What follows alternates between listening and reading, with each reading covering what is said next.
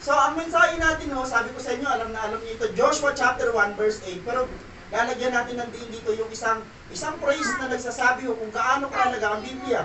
Joshua chapter 1 verse 8, ito ho ang title niyan. The Book of the Law. Sa Tagalog ho, ang aklat ng kautusan. So at totoo, pag binasa niyo yan, bakit ho hindi mga, mamaya papaliwanag ko bakit hindi mga, kasi totoo, dami nating aklat sa Biblia. So ito ho, isang Bible, pero ho, ano ito, contains ito ng 66 books. Okay, balikan ko lang ha, mensahe natin is the Book of the Law. Bibigyan natin ng diin kung gaano kahalaga yung hinahawakan natin Bible at kung gaano kahalaga itong binabasa natin Biblia. Joshua chapter 1 verse 8, this book of the law, tingnan niyo yung word ha. Okay, tingnan niyo yung salita, yung phrase. Hindi siya plural. This book of the law shall not depart from your mouth, but you shall meditate on it day and night, so that you may be careful to do according to all that is written in it. For when you will make your way prosperous, and then you will have a good success. So malinaw, ang nagsasalita mo dyan ay si Yahweh. Sino si Yahweh? Ang Diyos na kataas-taasan. Si El Elyon. So sabi ni Yahweh kay Joshua, patay na si Moses. Si Moses na inaasahan mo, si Moses na pinuno mo, si Moses na sinasantilan mo, patay na siya. Kaya kinausap siya ng Diyos, kasi sa totoo lang mo at that time, si Joshua ho, lagi sinasabi niya sa 5 hanggang sa 9, kasi ang kasunod ng verse niya, sa 9, sabi doon, be strong and courageous. China-challenge ni Yahweh ng Diyos ng Israel, si Joshua, Joshua, huwag kang hihina-hina, huwag kang duduwag-duwag. Dahil ang labanan sa mundo, ang labanan dito sa Kanaan na pupuntahan nyo, hindi basta-basta. Panay dito gera. Kaya sabi niya kay Joshua, Joshua, tatagan mo ang loob mo, hindi dito pwede yung iyakin, hindi pwede dito yung hinahanap mo ang leader mo kasi patay na siya. Pero sa akin ka mag-rely. Amen? So parang ang gusto ng Panginoon sabihin sa atin sa oras na ito, kung may nagre-rely ka sa iba, kapatid, balik tayo kay Lord. Siya yung pinaka-source ng lakas natin. Amen? Okay. Sabi dito, the traditional historic view of Joshua's reference to the book of the law, tinan niyo yung word, is it refers to the Pentateuch that was written by Moses, that is the first 5 books of our current Bible known as Genesis, Exodus, Leviticus, Numbers, and Deuteronomy. So, ang sinasabi pala dun kanina, na huwag mong kakalitan basahin ang kautusan na ito, hindi lang pala isang libro. Pero bakit hindi siya plural ang ginamit, hindi books? Bakit ang sinabi doon, book? Dahil ang Genesis hanggang Deuteronomy, consider siya as one. Bakit po consider as one? Nagkukontain sila ng puro batas, puro law. Kaya sabi doon, sabi ng Panginoon Yahweh kay Joshua, huwag mong kaliligtaan basahin ng Genesis, Exodus, Leviticus, Numbers, at Deuteronomy. 5 pala yung sinasabi niya, pero singular form ang ginamit. So ngayon so sabi dito sabi kay Joshua, basahin mo yung aklat na ito, huwag mong kakalimutan. So the Pentateuch is also known as the Torah. So huwag yung kakalimutan pag narinig niyo yung salitang Pentateuch at saka Torah, it means books of the law. Okay, magkakaroon tayo ng konti kaalaman na ang books of the law pala, yan yung Torah or Pentateuch. Okay, tuloy natin. Ang Bible ay from Genesis to Deuteronomy na pag-aaralan natin, it is a narrative history. Ang kunting sa word na history, tinan niyo yung word. Ang word na history ay His story. Kanino hong kwento daw ang Biblia? Sa Diyos. Ang narrative history ng Bible, His story, it means dinidescribe nito yung istorya patungkol sa Diyos. Kaya ang bida sa Bible, from Genesis to Revelation, ang bida dito, walang iba kundi ang Diyos. Amen po ba? Pastor, nabasa ko yung buhay ni Joseph. Grabe ang galing pala niya, mali ka. Kasi yung buhay ni Joseph, kaya siya naging maganda, kaya siya naging matagumpay, dahil sa likod niya may Diyos. At siya dapat ang mag-glorify sa buhay ni Joseph. Sa buhay ni Moses, sabi mo, Pastor, lahat pala yung ginawa ng Diyos sa buhay ni Moses. Huwag natin lagi mag-glorify yung mga tao kasi mamamali ka dahil ang libro na ito ay istorya ng Diyos at ng mga kasangkapan niya. Kaya napakahalagang binabasa ang Bible, hindi para makilala si Moses, makilala si Abraham, hindi. Para makilala mo ang Diyos nila. Kaya pala nung time ni Moses, sabi niya, ang aking Diyos ay Diyos ni Abraham, ni Isaac at saka ni Jacob. Pinagmamalaki ni Moses at the time, hindi sila Abraham, kundi si Yahweh. Sa buhay natin, darating ang panahon na kailangan ang Diyos ang may pagmalaki mo sa iyong buhay at hindi yung buhay mo. Amen. Kaya kung magpapatotoo kayo, nagpapatotoo po ba bawat isa? laging mag-glorify ang Diyos kada linggo. Pastor, grabe ang buhay namin ng linggo, parang walang-wala na kami, pero the Lord will provide. Ganda ng kwento na yun. Naalala niyo yung Genesis chapter 22? Genesis chapter 22, ito ay kasaysayan ni Abraham. Pagka dinivide natin ang Genesis chapter 22, from verse 1 to 2, ito ho ang malalagay natin dito, the test of God to Abraham. 1 to 2.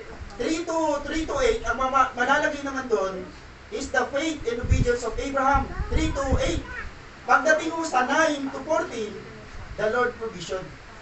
Amen, no? Kaya ang ganda pag-aralan, dahil laging dulo, kapulihan ng Diyos. Amen po ba? Mga kapatid, pag mag-aaral ng Biblia, magbabasa ng Biblia, huwag niyong pakayin yung gusto niyong karakter, pakayin niyo yung Diyos. Dahil Diyos talaga ho ang binibida ng Biblia. Kasi bakit to? The history talks about His story. It talks about God's story. So, nagbabasa ka ng Biblia, pinag-aaralan mo pala yung istorya ng Diyos. Hindi nung kung sino-sino. Amen, no? Amen po ba? So, unti-unti, mayroon akong gustong ilapat sa inyo, may gusto akong idiin sa inyo, ibaon sa puso ninyo, mga kapatid, mahalaga ang Biblia. Kung hindi mo pa ito nababalyo, ngayong araw na ito, mababalyo mo ito. Dahil napakahalaga ito. Amen, no? Nasa intro pa lang tayo. Okay? Maraming mga tao sa kasalukuyan ang wala ng panahon o ayaw na magbigay ng panahon para magbasa at mag-aral ng Biblia. Marami. Tanong lang mo walang ma-open. Isa ka ba sa hindi na nagbabasa ng Biblia? Di ba hindi ka sumagot? Isa ka kasi doon. Ay, okay. Hindi ho. Maraming mga tao ang sa kasalukuyan hindi na nagbabasa ng Biblia. Malungkot ito. Kasi bakit po? Ngayon dahil hindi ka na nagbabasa ng Biblia o hindi na sila nagbabasa ng Biblia, kaya naman maraming tao sa kasalukuyan ang wala ng lubos na pagkakilala sa Diyos ng Biblia. Yun ang problema. Yung Diyos na nasa Biblia, hindi niya nakilala. Iba ng Diyos ang kilala niya. Alam niyo kung bakit nagkaroon ng napakaraming Diyos-Diyosan? Pare-parehong Biblia ang binasa, pero dahil yung Biblia ang kinalimutan, nagbasa ng ibang libro, nag-create ng sarili niyang Diyos. Ang pinakaayaw ng Diyos sa isang tao, magkaroon ka ng Diyos-Diyosan. Kaya naman maraming tao sa kasalukuyan ang wala ng lubos na pagkakilala sa Diyos. Bakit po? Hindi nila binabasa ang history. Bakit po alam ang kasaysayan ng Pilipinas? Kasi nag-aral ka ng history ng Pilipinas. Ngayon mga kapatid, ang challenge ko sa iyo, aralin mo ang history ng Diyos para lalo mo pa siyang makilala. Amen. Dahil dito, marami na ang napalayo at lumayo na tuluyan sa Diyos at nawala na rin ng direksyon sa buhay. Kumusta ang buhay mo? Kapatid, sa oras na ito may tanong, kumusta ang buhay mo? May direksyon pa ba ang buhay mo? Maayos pa ba ang mga pasya mo? Amen? Sabagat muli silang bumalik sa dilim at ngayon ay namumuhay muli sa dilim kasi ano nawala? Balikan natin yung awit kasi nawala yung salita. Nawala yung salita na ang katumbas ay ilaw, nawala ho ang liwanag na tumatanglaw sa kanilang daan. Bakit nawala? Hindi na nila binigyan ng panahon ng pag-aaral ng Biblia. Kapatid, aralin niyo ang Biblia. Hindi ko ito hinahamon dahil ginagawa ko personal na experience ko, mas madaling lang pasya na maayos na pasya pag guided ka ng Biblia. Kasi ang Biblia ho, authoritative. Meaning ko sa lahat ng nakasulat dito, mayroong sangkap yan, na yan ay mayroong agreement, mayroong niyang authority ng Diyos. Kaya pag binasa mo ang Biblia, may kakaibang nangyayari pag yan nag-rely ka sa Biblia. May power. Kaya nga ho, simula ho ba nang binasa niyo ang Biblia, may pumukurot sa puso mo, parang wala naman si Diyos, ang Diyos sa tabi mo, pero yung Biblia, something na parang dynamic, parang may dumudurog sa puso mo, kasi ang Biblia may kapangyarihan. Bakit po? Galing ko sa Diyos.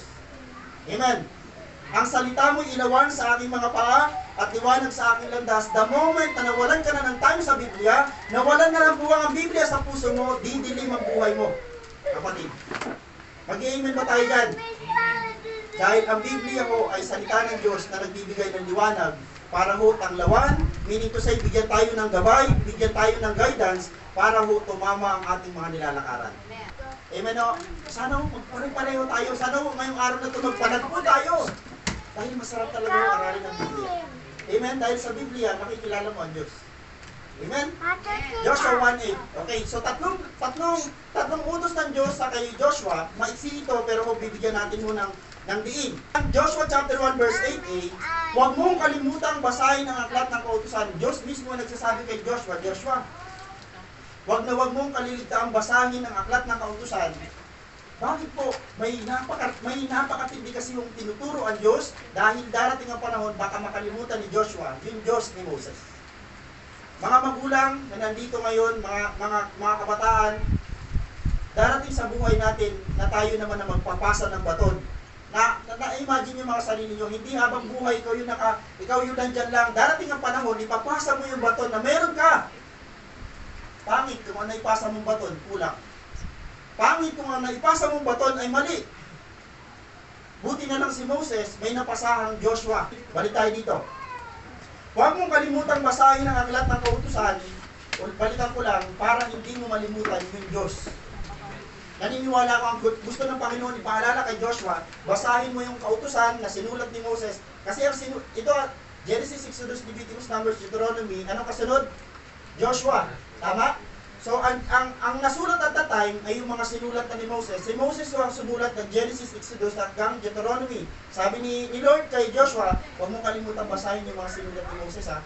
Kasi nandun ang kasaysayan kung paano ko kayo pinalaya, kung paano ako nagpadala ng salot, ng 10 salot sa Ehipto. Alam niyo yung 10 salot sa Ehipto, ma-amaze kayo kung paano lahat yun nangyari. Isipin nyo, sa Ehipto, puno ng langaw, punong-puno ng langaw, pero ni isa sa Goshen, sa lugar ng mga Israelita, wala ni isa. Gaano kang milagro yun? Punong-puno ng palaka ang Ehipto, pero sa Goshen, ni isang palaka wala. Namatay ang lahat ng panganay sa mga Ehipto, ni isang panganay sa Israel, wala. Bakit po? May milagro, may Diyos na kumikilos doon sa senaryo. At ang sabi ng Diyos kay Moses, Moses, itala mo to kasi ako ito. Nakalimutan ba ni Moses itala? Hindi niya nakalimutan itala yung mga himalang ginawa ng Diyos para mga Israelita na makakalimot, babalik sa Biblia at maalala nila yung Diyos na makapangyarihan. Kung nakakalimot ka sa Diyos, kapatid, balik ka lang sa Biblia. Ito magpapaalala kung sino yung Diyos na ginadiyos ng simbahan natin. Pangalawa, Joshua chapter 1 verse 8b, pagbulay-bulayan mo ito araw at gabi. Sino dito nagbabasa pa ng Bible? Sabi ko, pahinatan ng pahinatan yung simbahan natin. Okay, pagbulay-bulayan mo ito araw at gabi, meaning to sa iyo, pag sinabing pagbulay-bulayan, hindi, sabi ko sa inyo, historical po yan, alam nyo na naman. Pag sinabing pagbulay-bulayan, ano, ito, ilagay dito. Ilagay dito, ilagay dito. Huwag kalimutan, pag sinabing pagbulay-bulayan, lagi mong i-recall. Kasi darating ang panahon, malilimutan ni Joshua.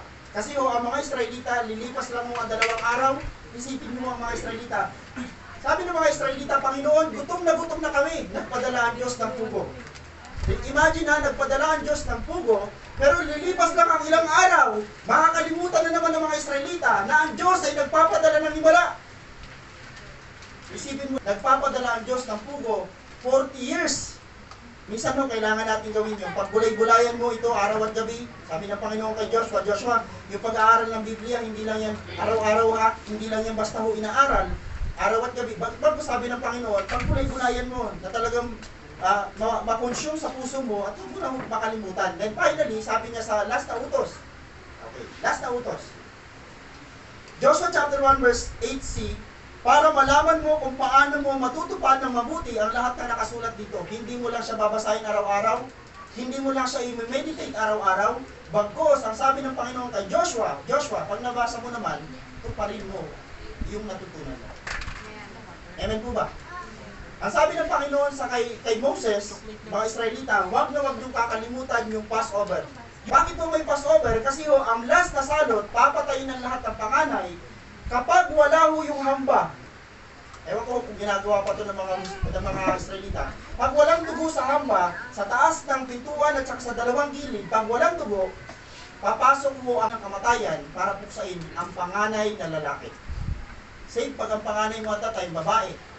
Ano ang mga matay? Panganay na lalaki at lahat ng panganay na hayop. Take note, walang namatay ni isa sa Israel, pero lahat sa Egypt, ubus lahat.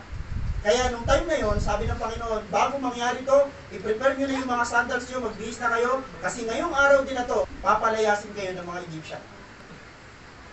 And true enough, pinalaya sila, pagdating mo ng kamatayan, napatay lahat, pati yung papalit sa trono ng Paraon, namatay, pati yung anak ng pinakamahirap na tao sa Ehipto, namatay. Sabi ng hari, pinatawag si Moses at si Aaron, pinapalayas ko na kayo. Yun ho ang final na salot. At sabi ng Panginoon, dito na magwawakas at i-release na kayo. Amen o. So, huwag natin sana kakalimutan magbasa ng Biblia para may matupad tayo. Then, ito ho ang pinakagusto ng lahat. Sa Joshua chapter 1 verse 8, ito ang pinakagusto ng lahat. Ano yan? Kung gagawin mo ito, uunlad ka at magtatagumpay. Lahat naman tayo, pag nagbasa ng Joshua 1:8, ang focus natin yung dulo. Kapatid, bago mo tingnan yung dulo, gawin mo muna yung tatlo. Ano yung tatlo? Ano number 1? Huwag mong kakaligtaang masahin. Pangalawa, pagbulay-bulayan mo. Pangatlo, tuparin mo. Then last, sabi ng Panginoon, kung gagawin mo ito, kung tutuparin mo pagbabasa, pag uunlad ka at magtatagumpay, pag pinag-aralan mo ang buhay ni Joshua, napakamatagumpay ni Joshua, at lahat ng kalaban ni Joshua, natalo niya. Bakit po? Tinupad niya at sinunod niya kung ano yung bili sa kanya ng Diyos na pinaglilingkuran. Amen po? Okay, tandaan. Tandaan, sabi dito, many books can inform you. But, only the Bible can transform you. Okay, pakikot ha. Okay, many books can inform you, but only the Bible can transform you. Kanino nanggaling? Hindi kilala. Maybe sinadya ito, kasi sa totoo lang, sabi ko sa inyo, hindi ako basta nag-quote ng mga ano. Pero may impact. May impact itong quotation na ito. Na, tama, maraming libro, sa totoo lang, sino dito mga nagpalabasa. Wala namang problema kung palabasa ka ng libro. Pero mga kapatid, ito dapat ang number 1 na binabasa mo. Amen o. Ilang Bible na nabasa nyo? Pastor, sa lakas ng Bible ko, yung Bible ko po, hindi ko mabasa. Kapatid, basahin mo yan. Yes, tama yung sinabi. Maraming libro ang pwedeng magbigay sa iyo ng impormasyon, pero ang Biblia lang ang tanging libro o salita, aklat na makapagbabago ng iyong buhay. Totoo ho ito nangyari sa atin. Kaya ho, kung may mga panahon kayo, pwede tayo magbasa ng kung ano-ano libro, pero sana ho i-priority ho natin ito. Okay, hamon. Okay, ito yung gusto kong ibigay sa inyo ngayon. Ma-inlove tayo lagi sa salita ng Diyos. Yan ang pakiusap ko sa inyo ngayon, mga kapatid. Ma-inlove tayo sa salita ng Diyos. Na sana mamaya pag-uwi mo, sana may impact sa iyo yung mensahe yung araw na to, at sinasabi mo ngayon, magpapasya ka, pag-uwi ko talaga. Uumpisahan ko ngayong araw na to, huwag next year. Pastor, ano ko yan eh? Pag New Year, ano tawag doon? New Year resolution yan, Pastor. Kada taon na lang nagsasabi ako, babasahin ko na. Ngayong araw na to, magpasya ka na. Hindi ko mahirap basahin ng Biblia kasi mayroon na tayo liway. Pastor, hindi ako marunong magbasa ng Tagalog. Di yung Bisaya. Pastor, lalong hindi ako marunong magbasa ng Bisaya. Yung English. Hindi ko alam, hindi mo alam lahat. Alam niyo mo, may tsahin ako, hindi nakakapagbasa. Kasi hindi nag-aral. Anong gagawin niya? Wisdom. Para siya matuto ng salita ng Diyos. Yung anak niya, sabi niya, basahan mo ako. Pwede magbasa. Magpabasa. May bulag sa Masbate. Pag sabi nung pastor, okay, bago magsimula, sino mga magbe-verse? Yung bulag nagbe-verse.